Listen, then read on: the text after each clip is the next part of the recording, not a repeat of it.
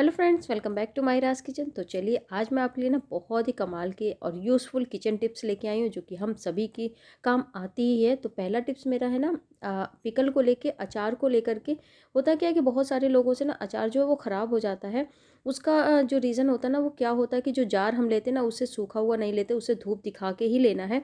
और जब भी आप अचार डालें ना जार में, तो धूप दिखा के अच्छे से धुल के सुखा के धूप दिखा के ही डालना है। और उसमें आपको क्या करना है, थोड़ा सा आपको ना हींग लगा देना है जार के अंदर। सबसे पहले हींग लगा देना है, उसके बाद आप अचार रखिए।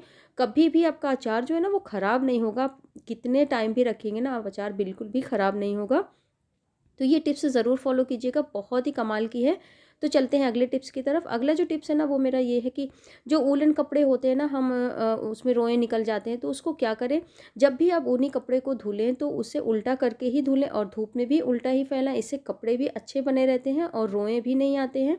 और कोशिश करें कि रात को सोते वक़्त आप ऊनी कपड़े पहनकर ना सोएँ, इससे रोएँ ज़्यादा निकल जाते हैं। और अगले टिप्स की तरफ चलते हैं। अगला टिप्स मेरा ये है ना, जब भी हम फर्श पे देखते हैं ना कि क्या होता है, मक्खियाँ बहुत ज़्यादा आ जाती हैं या फिर कुछ मीठा गिर जाता है तब भी मक्खियाँ बहुत ज़्यादा आ जाती हैं। तो उसके लिए क्या करना है, एक बकेट में हम पानी ले लेंगे। जैसे कि हम पोछा लगाते हैं ना वैसे ही हम पानी ले लेंगे। उसमें मैंने लिया 1 चम्मच फिटकरी लिया है, उसका पाउडर बना लिया। फिटकरी डालने से क्या होता है ना, कितने भी छोटे-मोटे जो कीड़े होते हैं ना, मक्खियाँ होती हैं, वो बिल्कुल भी नहीं आती हैं।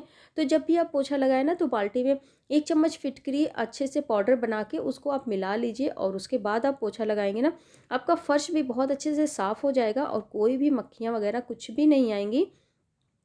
चींटियाँ वगैरह हो जाती हैं, जैसे मक्खियाँ होती हैं। और मीठा अक्सर कहीं न कहीं बच्चे कुछ न कुछ गिरा देते हैं, तो न बहुत ही जल्दी उस पर ची मक्खियाँ वगैरह बैठने लगती हैं। तो इस तरह से अगर आप करेंगे ना तो कभी भी कोई भी मक्खियाँ वगैरह या कीड़े, छोटे-मोटे कीड़े वगैरह नहीं आएँगे।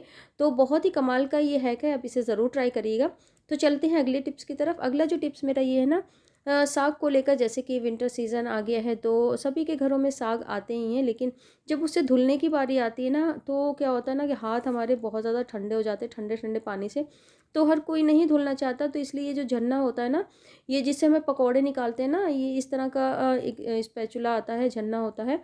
तो आपके पास अगर हो तो आप इससे निकाल लीजिएगा, इसी से चलाते रहिएगा, आपको हाथ लगाने की ज़रूरत नहीं पड़ेगी।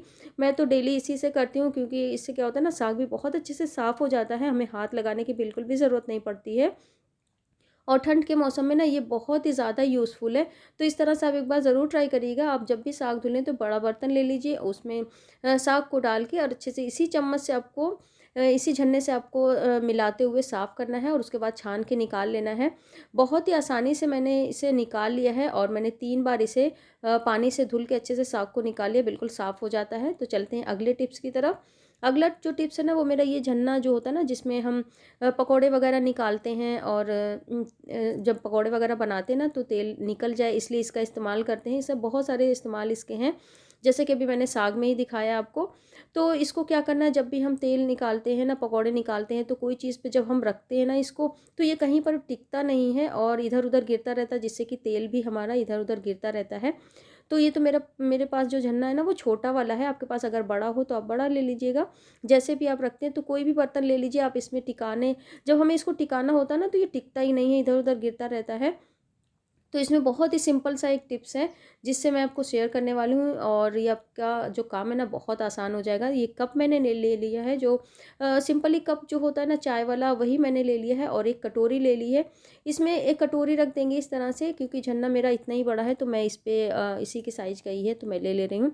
और इसी कप पे आप टिका देंगे ना तो ये क्या होगा ना, बिल्कुल भी गिरेगा ही नहीं।